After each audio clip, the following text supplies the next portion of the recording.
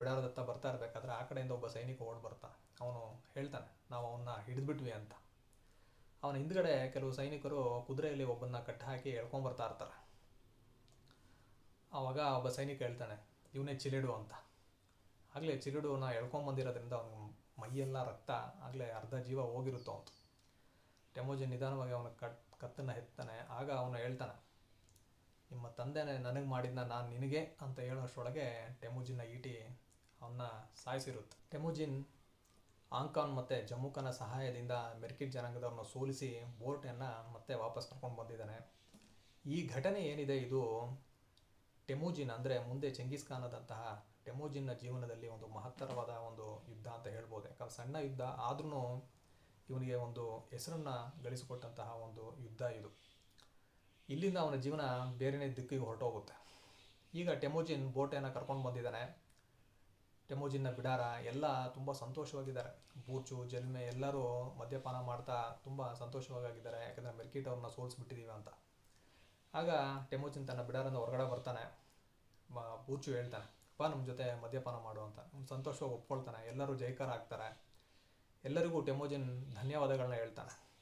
ಹೀಗೆ ನಡೀತಾ ಇರಬೇಕಾದ್ರೆ ಬೋಟೆನ ಬಿಡರಿಂದ ಒಬ್ಬಳು ಹೆಣ್ಮಗಳು ಓಡಿ ಬರ್ತಾಳೆ. ಅವಳು ಹೇಳ್ತಾಳೆ, ಗಂಡು ಮಗು ಆಗಿದೆ ಅಂತ. ಎಲ್ಲರೂ ತುಂಬ ಸಂತೋಷ ಪಡ್ತಾರೆ. ಆದರೆ ಟೆಮುಜಿನ್ಗೆ ತಾಳಲಾರದಂತಹ ನೋವು.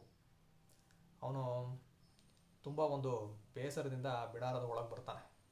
ನೋಡ್ತಾನೆ, ಬೋಟೆ ಮಲಗಿದ್ದಾಳೆ, ಗಂಡು ಮಗು. ಈ ಕಡೆ ತಾಯಿ ಹೋಲು. ಅವಳಿಗೆ ತುಂಬ ಭಯ, ಇವನು ಏನು ಮಾಡ್ತಾನೋ ಅಂತ. ಕೋಪದಲ್ಲಿ ಮಗುನೇನಾದ್ರು ಸಾಯಿಸ್ಬಿಟ್ರೆ ಏನು ಮಾಡೋದು ಅಂತ ಅವಳಿಗೆ ಭಯ. ಇವನು ಕಣ್ಣೆಲ್ಲ ತುಂಬ ಕೆಂಪಾಗಿರುತ್ತೆ. ಆ ಮಗುನೇ ನೋಡ್ತಾ ಇರ್ತಾನೆ. ಸ್ವಲ್ಪ ಹೊತ್ತಲ್ಲಿ ಬೋಟೆ ಕಣ್ಣು ತೆಗಿತಾಳೆ. ಬೋಟೆನ ನೋಡ್ತಾನೆ. ಆಗ ಟೆಮುಜಿನ್ ಹೇಳ್ತಾನೆ, ಇದರೊಳಗೆ ನಿಂದೇನು ತಪ್ಪು ಇಲ್ಲ, ಆದರೆ ಈ ಮಗು ಅಂತ ಹೇಳ್ತಾನೆ. ಅಷ್ಟೊತ್ತಿಗೆ ಎಲ್ಲರಿಗೂ ಭಯ ಶುರುವಾಗುತ್ತೆ, ಏನು ಮಾಡ್ತಾನೋ ಏನೋ ಅಂತ.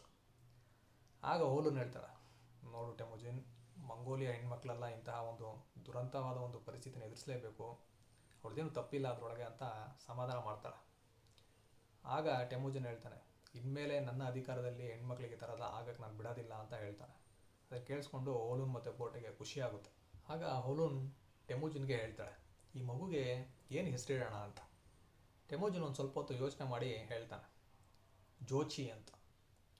ಜೋಚಿ ಅಂದರೆ ಅತಿಥಿ ಅಂತ ಅರ್ಥ.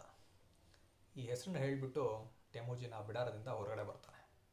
ಟೆಮುಜಿನ್ನ ಜೀವನದಲ್ಲಿ ಮುಂದೆ ಏನಾಗುತ್ತೆ ಅನ್ನೋದನ್ನು ನಾವು ಮುಂದಿನ ವಿಡಿಯೋದಲ್ಲಿ ನೋಡೋಣ. ಅಲ್ಲಿವರೆಗೂ ನಮಸ್ಕಾರ.